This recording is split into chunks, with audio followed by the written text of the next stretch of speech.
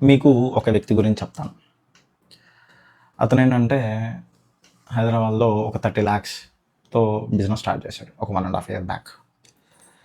అయితే business first నుంచి బాగా రన్ అవుతూ వచ్చింది, బాగా ఫ్లరిష్ అయింది బిజినెస్. సో మంచి టాకటివ్గా, సో కస్టమర్స్తో మాట్లాడడము, సో బిజినెస్ కస్టమర్స్తో మంచిగా రిలేషన్ బిల్డ్ చేసుకోవడము చాలా అద్భుతంగా ఉంది అతని వ్యవహార శైలి అంతా.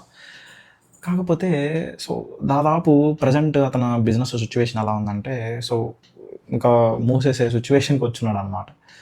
ఏంట్రా ఏమైంది ఏంటని చెప్పేసి కొంచెం డీటెయిల్డ్గా దాన్ని అనాలిసిస్ నా దగ్గరికి ఎలా వచ్చాడంటే, జిఎస్టీ నోటీస్ వచ్చింది.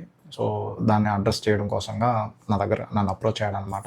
ఇవంతా చెప్పుకొచ్చాడు, సార్ ఇట్లా అయింది అలా అయింది, సో ఇది ఇలా ఇబ్బంది పడుతున్నాను, సో ఈఎంఐస్ కట్టలేని పరిస్థితి అవుతుంది, మళ్ళీ బిజినెస్ బాగా జరుగుతుంది సార్, భలే ఇబ్బంది పడుతున్నాను, ఇప్పుడు మళ్ళీ జిఎస్టీ కట్టాలంటే భయం వేస్తాను సార్ అని అన్నట్లు తను ఇబ్బంది పడుతూ సో బాధపడ్డాడు అనమాట. ఏం జరిగింది అని చెప్పేసి కొంచెం డీటెయిల్డ్గా జూమ్ ఇన్ చేసి చూడగా అతను చేసిన మిస్టేక్స్ కొన్ని ఉన్నాయన్నమాట.